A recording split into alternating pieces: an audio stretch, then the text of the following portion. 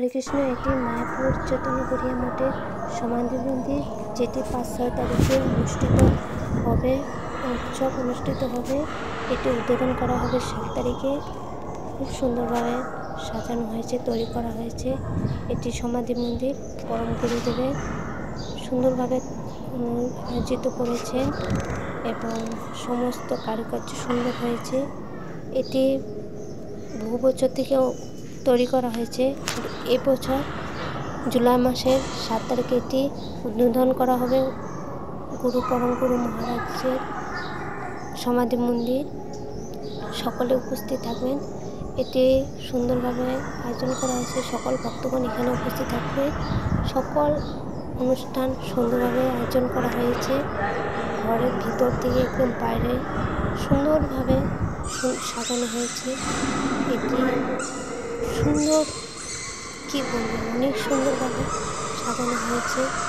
সমস্ত দরজা, ডেকোরেশন, সমস্ত কিছু বাইরে চারপাশটা আপনারা দেখতে পাচ্ছেন সুন্দরভাবে। বাইরেও সুন্দরভাবে করানো হয়েছে, লাইটিং, ডেকোরেশন, তারপর ফুল গাছ। সেটি হচ্ছে পরম গুরুদেবের গাড়ি, যেটিতে উঠে পরম গুরুদেব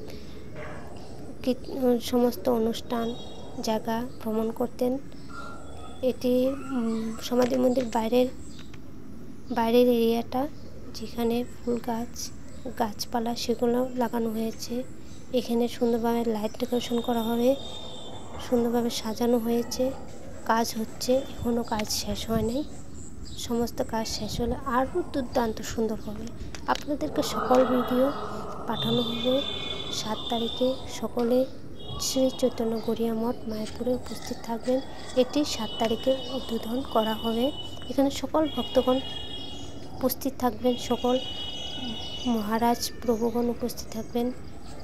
আমাদের অশেষ ভাগ্য যে পরম গুরুদেবের সমাধি মন্দির উদ্বোধনে উপস্থিত থাকতে পারবো। আপনারা আসুন, যুক্ত হন এই সমাধি মন্দির স্থাপনায়। বাইরে এটা দেখতে পাচ্ছেন, সকল লোকজন কাজ করছে। এখানে ডেকোরেশন করানো হচ্ছে সুন্দরভাবে। সকলে অনেক কষ্ট করছে যাতে সমাধি মন্দিরটা অনেক সুন্দর হয়। সকলের মনোবাঞ্ছা পূর্ণ হচ্ছে। সকলে অনেক দিন থেকে এই সমাধি মন্দিরটা অপেক্ষা করছিল, সেটি পূর্ণ হতে চলছে। 7 তারিখে এটার উদ্বোধন। এখানে এই সুন্দর ডেকোরেশন করানো হচ্ছে। এটা সামনে দিয়ে এটা সাজানো হচ্ছে।